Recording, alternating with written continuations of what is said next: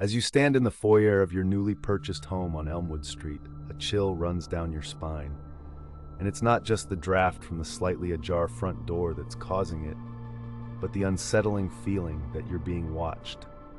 And it's a sensation that will only intensify in the coming days. The realtor, Mrs. Jenkins, told you the house had been on the market for months, and you felt like you were getting the deal of a lifetime. But now, as you look around at the dated decor and the faint scent of decay, you can't shake the feeling that something is off. Your family, the Smiths, had been searching for the perfect home for years, and this one seemed to fit the bill, with its 4 bedrooms, 2.5 bathrooms, and sprawling backyard perfect for your kids, Emily and James, to play in. The moving truck had just arrived, and as the movers began to unload the boxes and furniture, you couldn't help but feel a sense of excitement and nervousness about this new chapter in your life. As the days go by, you start to settle into your new routine, and the house begins to feel more like home. But there are still odd noises and creaks that you can't explain, and you start to wonder if the house is just old, or if there's something more sinister at play. Your wife, Sarah, starts to notice strange things too, like the way the lights flicker in the hallway, and the sound of footsteps in the night, and you try to reassure her that it's just the house settling, but deep down, you're not so sure. You try to brush it off as nerves, but the feeling persists, and you start to wonder if you've made a terrible mistake by moving here.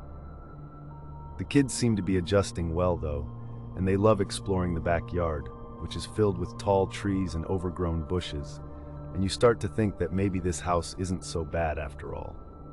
But then, one day, while they're playing outside, they stumble upon something that makes your blood run cold. A small, hidden entrance to a tunnel, partially hidden by the bushes. And as you peer into the darkness, you can't help but feel a sense of trepidation. At first, you think it might be some kind of old storm cellar, or maybe even a hidden room. But as you step inside, you realize that it's something much more sinister, and the air inside is thick with the scent of damp earth and mold. The tunnel stretches out before you, narrow and winding, and you can't help but feel a sense of awe and curiosity, but also a growing sense of unease as you start to wonder what this tunnel is for and where it might lead. You call out to your family, telling them to stay back, as you cautiously make your way deeper into the tunnel, the darkness seeming to close in around you like a shroud. As you move deeper into the tunnel, you start to notice strange symbols etched into the walls, and you can't help but wonder what they mean and who might have put them there. The symbols seem to be some sort of code, and you start to feel a sense of unease, as you realize that you may have stumbled upon something that was meant to remain hidden. As you reach the end of the tunnel, you come across a small room filled with old files and documents, and you start to sift through them, trying to make sense of what you're seeing.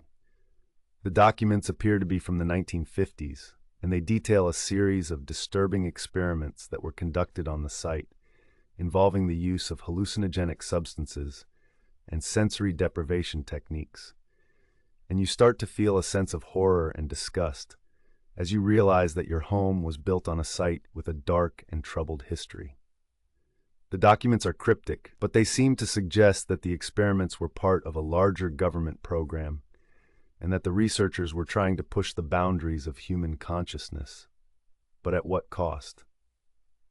You start to wonder if the strange occurrences in your home are connected to these experiments, and if the house is somehow haunted by the spirits of those who were subjected to these horrific tests. As you delve deeper into the documents, you start to notice that the researchers were using the tunnel as some sort of laboratory, and that they were experimenting on people, trying to break their minds and push them to the limits of human endurance.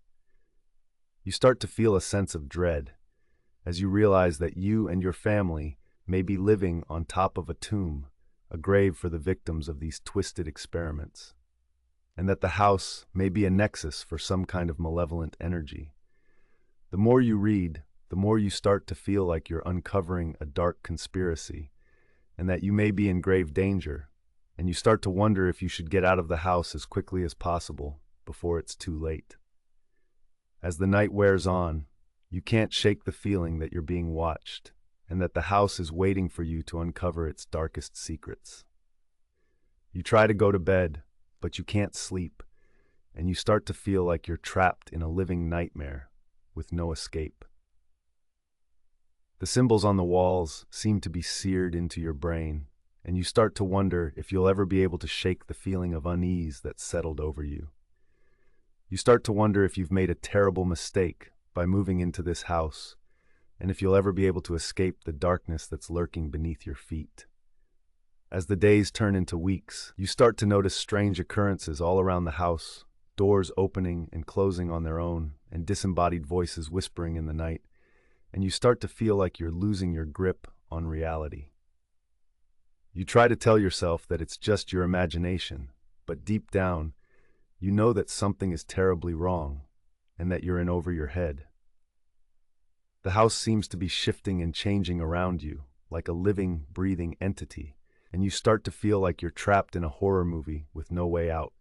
And then, one night, you receive a mysterious package in the mail with no return address, and inside, you find a small note that reads, "Get out while you still can."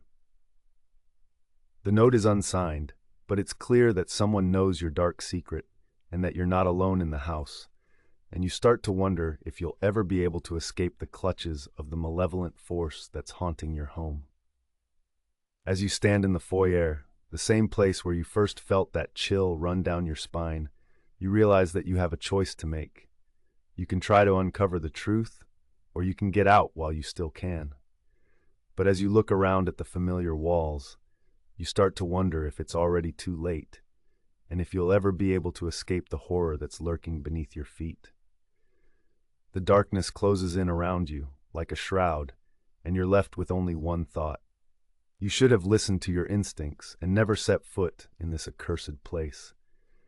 The house seems to be waiting for you, its secrets and its horrors lurking just beneath the surface, and you start to wonder if you'll ever be able to escape the terror that's haunting your home. As the lights flicker and the shadows dance, you realize that you're not alone, and that the house is waiting for you, its dark heart beating in time with yours. And as you stand there, frozen in fear, you start to wonder if you'll ever be able to escape the horror that's lurking beneath your feet, or if you'll be trapped forever in this house of darkness and terror.